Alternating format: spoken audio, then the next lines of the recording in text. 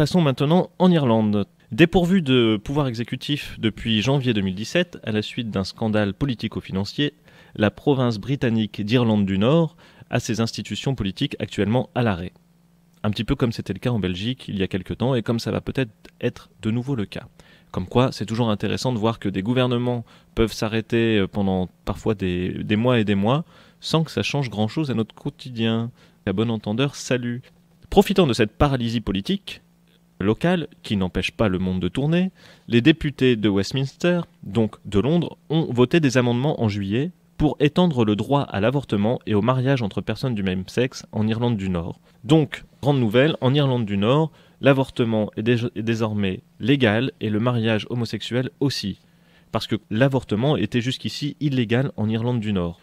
Et le mariage entre personnes du même sexe, autorisé partout ailleurs en Angleterre, était également illégal en Irlande du Nord. Pour rappel, en Europe, l'avortement est interdit en Pologne, à Chypre, en Andorre et à Malte.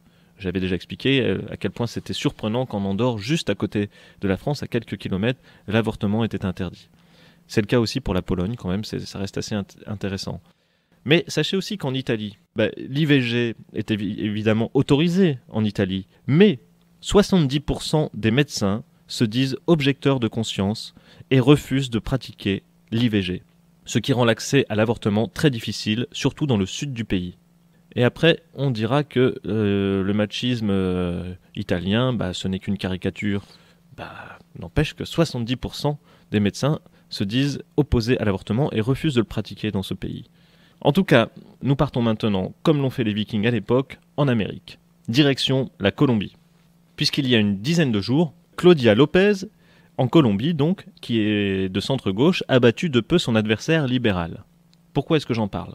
Parce qu'elle est de centre-gauche ? Ça serait me suspecter de trop peu de finesse sur la question. Parce que c'est une femme qui devient à la tête d'une des plus grandes villes du continent sud-américain, où le machisme, comme dans le sud de l'Italie et dans l'Italie peut-être en général, et le patriarcat règne encore très solidement. C'est déjà plus intéressant. Une femme à la tête de Bogota, c'est déjà intéressant en soi. Mais alors là, attention, cerise sur le clito, cette femme de 49 ans est ouvertement lesbienne. Elle vit avec sa compagne, Angelica, qui est elle-même sénatrice du Parti vert, et elles n'ont jamais caché leur homosexualité. Elle est d'origine modeste, elle dénonce la corruption, et Claudia est évidemment très détestée par la droite colombienne et l'ensemble de la droite du continent américain. Et elle n'a pas été élue simplement dans une petite ville, donc c'est une des plus grandes villes du continent. Elle a été élue dans un contexte où quasiment 40 millions d'électeurs étaient appelés à voter. Encore une fois, c'est un signe important, il me semble, du fait que les choses avancent. Une des plus grandes villes de l'Amérique latine va être dirigée par une femme, et une femme homosexuelle qui ne s'est jamais cachée de son homosexualité. Vous voyez que le monde n'est pas tout noir, qu'il y a des choses chouettes qui se passent. En Bolivie, mes informations, forcément, qui datent de la semaine dernière, sont un peu périmées puisque Evo Morales a démissionné et qu'il s'est réfugié au Mexique. N'empêche que c'était pour vous dire qu'il y avait un mouvement de révolte là-bas, avec des étudiants notamment, qui avait fait plusieurs morts. Et donc, c'était pour inscrire la Bolivie dans le contexte international d'une vague qu'on pourrait appeler insurrectionnelle, ou peut-être pré-insurrectionnelle, qui a touché donc le Chili, qui a connu un mouvement d'une ampleur historique quasiment inédite, mais aussi donc la Bolivie, évidemment aussi le Liban, au Liban où une semaine après la démission du Premier ministre Saad Hariri, quand même, donc un mouvement de protestation qui a obtenu la démission du Premier ministre, la contestation s'est poursuivie.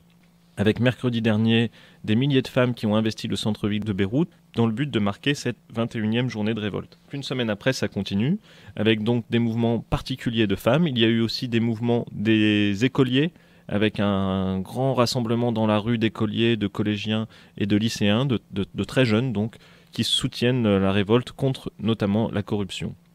Donc au Liban, les femmes dénonçaient clairement sur la place des martyrs, armées de bougies et de casseroles, elles dénonçaient le pouvoir patriarcal et elles précisaient « le droit des femmes n'est pas un détail ». Voilà, quand on parle des pays de cette région du monde, ne pas oublier aussi que là-bas, les femmes se battent et se battent explicitement dans la rue. Il faut savoir aussi que le Liban, on l'oublie trop souvent, c'est le pays qui a été précurseur des printemps arabes. On a beaucoup parlé de la Tunisie, de l'Égypte, etc., etc. Mais c'est en 2005, peut-être que tout a commencé, que la grande vague insurrectionnelle dans laquelle nous sommes aujourd'hui En 2005, à Beyrouth, il y avait eu l'une des plus grandes manifestations du début du millénaire. En tout cas, l'une des plus grandes manifestations dans un pays arabe. Et comme les manifestations actuellement au Liban, ce mouvement de protestation rassemble toutes les communautés. Par-delà les divisions chiites, sunnites, ces mouvements de contestation sont transversaux. Et le Liban avait peut-être allumé la première flamme à laquelle avaient répondu évidemment les quartiers populaires de France lors de la grande révolte des banlieues. Évidemment, il n'y a pas eu de connexion directe, mais dans les médias, à l'époque, ça faisait des images assez inédites d'insurrection qui ont pu alimenter ensuite la vague continue dans laquelle nous sommes aujourd'hui et qui semble connaître un point d'orgue ces dernières semaines. Puisque au Koweït, non loin donc du Liban, des centaines de personnes ont manifesté mercredi dernier devant le Parlement pour protester contre la corruption au sein des institutions. Dans un pays où, même s'il y a une instabilité politique depuis quelque temps, les manifestations sont quand même assez peu habituelles. Les députés koweïtiens sont parmi les rares de la région à être élus au suffrage universel. Ils dénoncent régulièrement la corruption au sein du gouvernement et du Parlement. Donc on a le Koweït, on a évidemment l'Irak, dans lequel un mouvement de contestation, encore une fois transversal, contre la corruption a lieu. Il est sévèrement réprimé avec des dizaines de morts. Il y a eu bien sûr l'Algérie.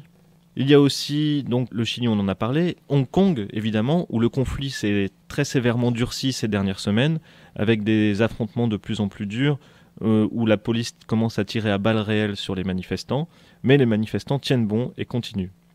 Il y a aussi une insoumission en Catalogne.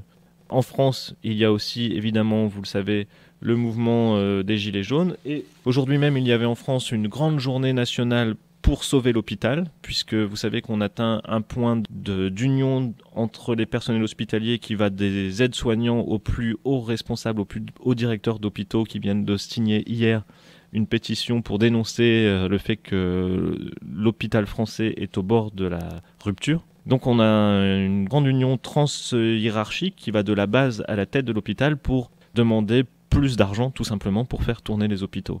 Et nous avons les étudiants qui sont entrés en révolte cette semaine suite à l'immolation d'un étudiant à Lyon 2 qui n'arrivait pas à obtenir sa bourse, etc. Ça a donné lieu à des affrontements dans plusieurs villes de France.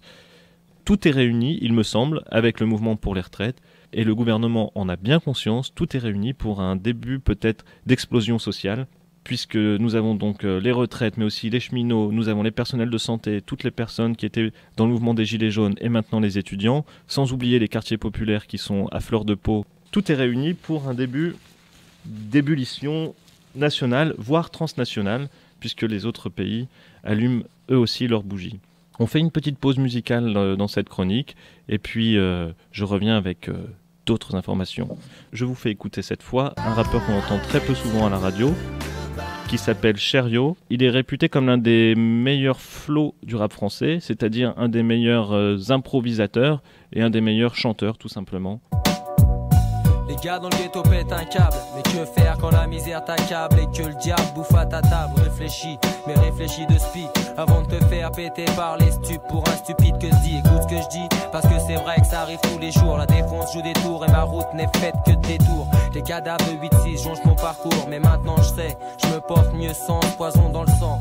À présent, c'est weed shit et pas de chant. De temps en temps, dès qu'il a rhum, histoire de géchant. Je pisse dans la Seine et chie sur la Sofran. Je suis pas comme la plupart de mes frères qui se vendent pour quelques francs. Moi, je suis un extrémiste des discours de terroristes. Le multirécidiviste, puissance 10, fuck le reste. Même si les gros porcs qui leur servent de flics viennent me tester constamment pour n'importe quel prétexte. Je suis jamais armé, puisque c'est moi l'arme. Cette haine que j'incarne et cette hargne que je dégage les alarmes. Ici, c'est le pays du chétan. Fais gaffe à pas y laisser ton âme et n'oublie pas que l'argent de haram retourne dans le haram. Pour le public, je suis un danger, un étranger rongé par l'envie de se venger, un dérangé.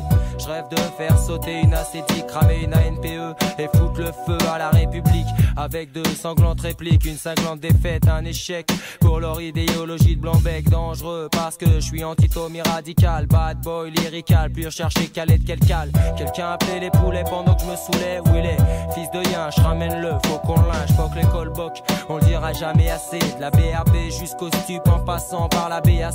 Tu peux me faire un procès parce que je te hais, mais si je te traite de fils de pute, c'est parce que c'est exactement ce que tu es. Comment rester zen en banlieue parisienne, KRA ou pas, quand les balles de la police t'atteignent, tu saignes. Normal que mes frères se plaignent, viens dans les cités voir l'atmosphère qui règne. Vivre libre, trouver l'équilibre, ranger des calibres, est-ce crédible? Tant que les racistes existent, c'est impossible. Pas tant qu'on devra se battre pour se défendre, crier pour se faire entendre et voler pour prendre ce qu'il y a à prendre. On est tous des KRA potentiels, mais la racaille la plus dangereuse est la KRA qui sert de sa cervelle. Les flingues font clic, les flingues font bla. Les bad boys doivent faire vite s'ils ne veulent pas se faire chez clan. Y'a pas que les flics qui veulent te voir terre part pour du fric. Tes frères te tuent et tu sais que j'exagère pas. À ton avis, pourquoi laisse tourner le quecra et la coke alors qu'ils me cassent les couilles pour les sticks que je smoke? Les questions stressent, mais les réponses font peur. Laisse-moi te montrer comment un rappeur peut se transformer en sniper. Les jeunes vendent du shit et se prennent pour des gros bonnets. Moi je veux couiller l'état comme l'a fait le Crédit Lyonnais, parce que c'est le nerf de la guerre, dans la guerre des nerfs. Je veux l'argent et tout le pouvoir qu'il génère. Et maintenant pour quelques dollars de plus, place au schlass. Pas le temps de parler ni de parlementer, juste passer liasse. C'est comme ça que ça se passe quand les rapaces ont la dalle. S'il n'y avait pas de vol et de deal, les squales seraient tous à poil. En attendant, les casquettes Lacoste sont vissées sur les têtes, les baskets sont cirées, les bad boys sont chirés. Les fachos à la fenêtre rêvent de tirer. Constamment les choses ne font qu'empirer. Ce qui est dément, c'est que ça peut partir en couille à n'importe quel moment. Et le gouvernement continue à agir n'importe comment. J'évite la tromperie du mieux que je peux, mais dans le quartier où je vis, c'est comme éviter d'être mouillé quand il pleut. Je veux vivre sous d'autres cieux, rentrer, finir ma vie au de blé et mourir vieux, voilà ce que je veux. Dédicace à ceux qui le savent, à ceux qui le vivent et à ceux qui en bavent tous les jours pour survivre.